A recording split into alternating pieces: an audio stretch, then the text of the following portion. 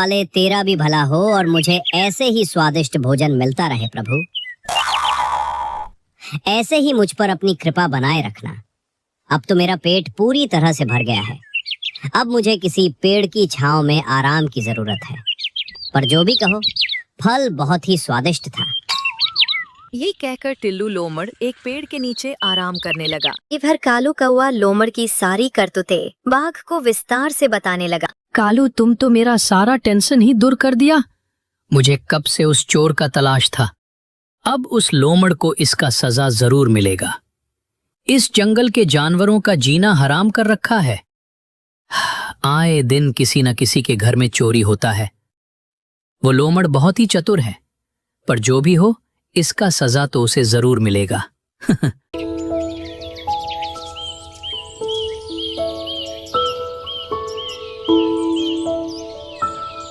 और दूसरे दिन सुबह होते ही बाघ टिल्लू लोमड़ को अपने दरबार में बुलाता है। फिर देखो लोमड़, मैं इस जंगल का राजा हूं, इसलिए मैं तुम्हें एक आखिरी मौका दे रहा हूं।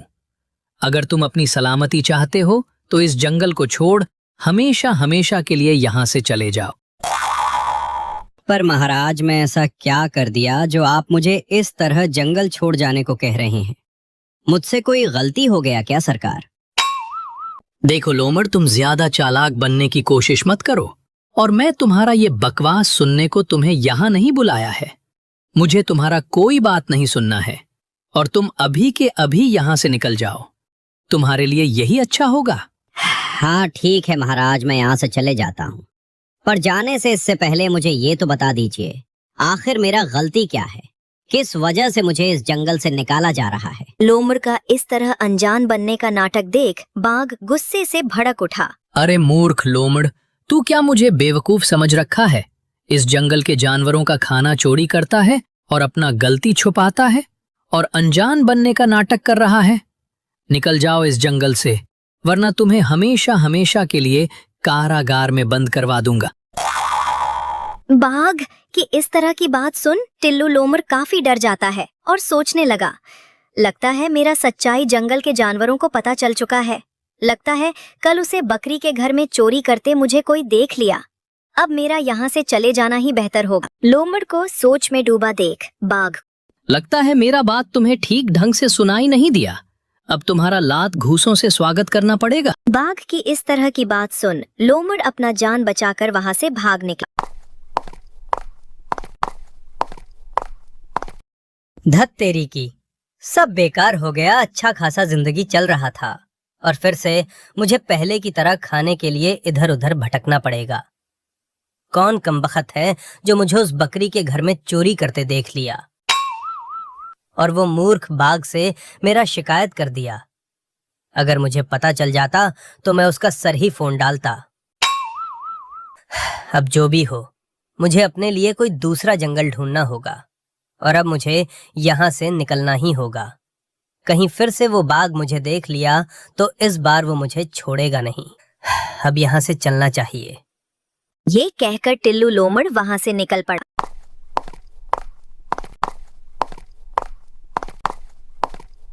और शेर सिंह के इलाके जा पहुंचा, जहां शेर सिंह का शासन था। शेर सिंह एक न्यायपूर्ण एवं दयावान राजा था, सबके हित में काम करता। और अब टिल्लू लोमड़ छुप छुप के शेर सिंह के जंगल में रहने लगा और ऐसे ही समय गुजरता गया। एक दिन गधे की नजर लोमड़ पर पड़ा। लोमड़ को देख गधा, अरे ये लोमड़ इस जंगल में कहाँ से आ गया? इससे पहले तो मैं इसे इस जंगल में कभी नहीं देखा। कहीं ये लोमड़ दुश्मनों के जंगल का तो नहीं? पर जो भी हो, मुझे ये खबर जंगल के राजा शेर सिंह को बताना होगा। कहीं ये कोई जासूस तो नहीं जो हमारे जंगल का खबर लेने तो नहीं आया है? जो भी हो, मुझे अभी के अभी ये खबर जंगल के राजा को बताना होगा। ये कहकर गधा जंगल के राजा शेर सिंह के पास जाता है।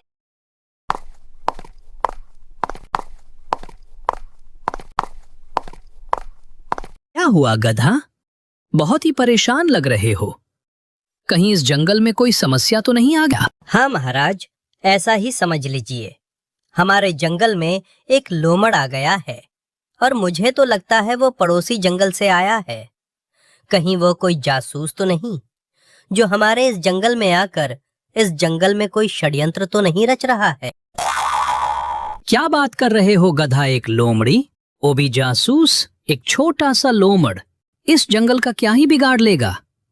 और अगर ऐसी बात है तो उस लोमड़ को अपने कारागार में हमेशा हमेशा के लिए बंद करवा देता हूँ और उसे अपना बंदी बना लेता हूँ। पर महाराज, आप ऐसे कैसे कर सकते हैं? उसके बारे में बिना जाने समझे अगर आप उसे बंदी बना लिए तो प्रजा आपके बारे में क्या सोचेगा? प्रजा आप पर सवाल उठाने लगेगा महाराज। अरे हाँ गधा, तू तो एकदम 100% वाली बात कहा है। मैं तो तुम्हें एकदम मूर्ख समझता था, पर तुम तो बहुत ही होशियार हो। पहले हमें उसके बारे में जानना समझना होगा।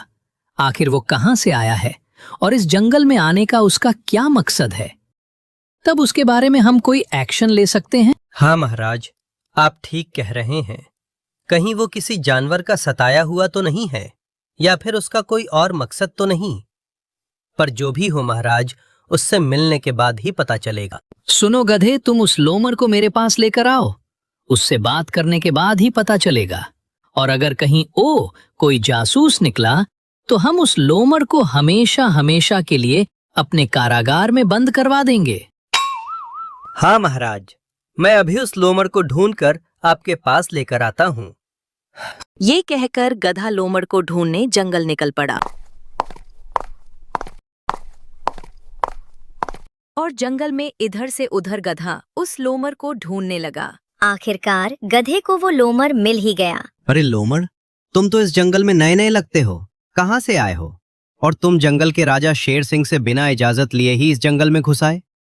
शेर सिंह के इजाजत के बिना यहाँ इस जंगल में घुसने का कोई हिम्मत भी नहीं करते। और अब तुम्हें हमारे जंगल के राजा शेर सिंह ने तुम्हें बुलाया है। जंगल का राजा शेर सिंह का नाम सुन लोमड़ थोड़ा घबरा सा गया। फिर भी लोमड़ हिम्मत दिखाते हुए गधे के पीछे पीछे चल पड़ा, लेकिन लोमड़ का डर से पसीना छूट रहा था। तुम कहाँ से आए हो लोमड़? और तुम मेरे इजाजत के बिना इस जंगल में घुसने का हिम्मत भी कैसे किया? शेर सिंह का इस तरह की बात सुन लोमड़ बहुत ही घबरा जाता है और बड़े ही चतुराई से रोते गिड़गिड़ाते हुए कहता है, और मुझ पर दया कीजिए महाराज, मेरा इस दुनिया में कोई नहीं है। वर्षों पहले मेरे माता पिता को एक खूनी बाघ ने मार डाला और मैं इस दुनिया में अनाथ हो गया। आपका बहुत ही नाम सुना था महाराज कि आप एक न्यायपूर्ण राजा हैं, किसी के साथ कोई अन्याय नहीं होने देते हैं।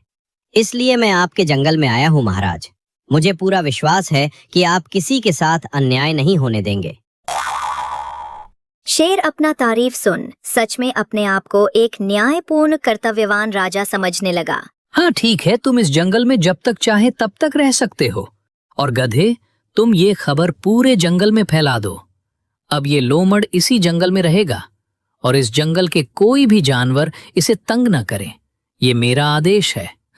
शेर सिंह का इस तरह का बात सुन लोमड़ मन ही मन बहुत ही खुश होने लगा, क्योंकि लोमड़ जैसा चाहता था वैसा ही हो रहा था। और लोमड़ जंगल का राजा शेर सिंह को अपनी मीठी मीठी बातों में पूरी तरह से फंसा लिया। ये हुई ना बात, अब मुझे इस जंगल में किसी से कोई खतरा नहीं है।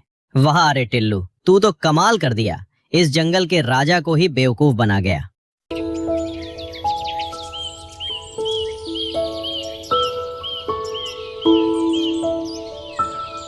दूसरे दिन सुबह सुबह गधा शेर सिंह के पास जाता है। गजब हो गया महाराज, बहुत ही बड़ा कांड हो गया। आज तक इस जंगल में ऐसा कभी नहीं हुआ। अरे गधे की बच्चे, अब बताओगे भी आखिर हुआ क्या है? महाराज, मैं मुश्किल समय के लिए अपने लिए खाना इकट्ठा किया था। न जाने किस कमबख्त ने मेरे घर से मेरा सारा खाना ही चोरी कर लिया। तुम ये क्या बात कर रहे हो गधे? आज तक इस जंगल में ऐसा कभी नहीं हुआ। मैं सच कह रहा हूँ महाराज, उस कमबख्त ने मेरा पूरा खाना ही चट कर गया। अगर ऐसा बात है तो बहुत ही जल्द उस चोर का खबर लिया जाएगा। अभी तुम अपना घर जाओ। फिर गधा निराश होकर वहाँ से निकल पड़ा। इधर लोमड़ गधे का खाना खाकर मस्त एक पेड़ के नीचे आराम करने लगा। अरे गप्पू भाई, सुनने में आया है कल उस गधे के घर में चोरी हुआ है। तुम ये क्या बात कर रहे हो भालू भाई?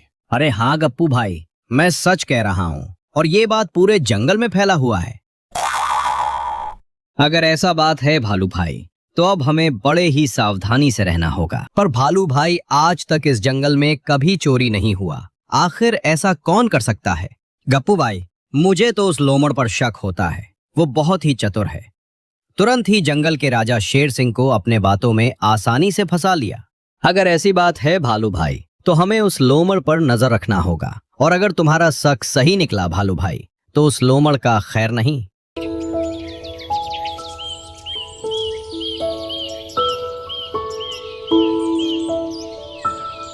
दूसरे दिन सुबह होते ही भालू जंगल के राजा शेर सिंह के पास जाता है।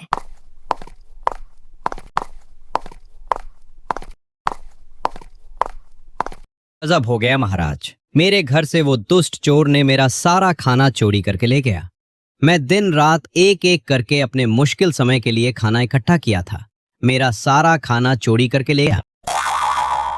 कौन दुष्ट है जो ऐसा कर रहा है?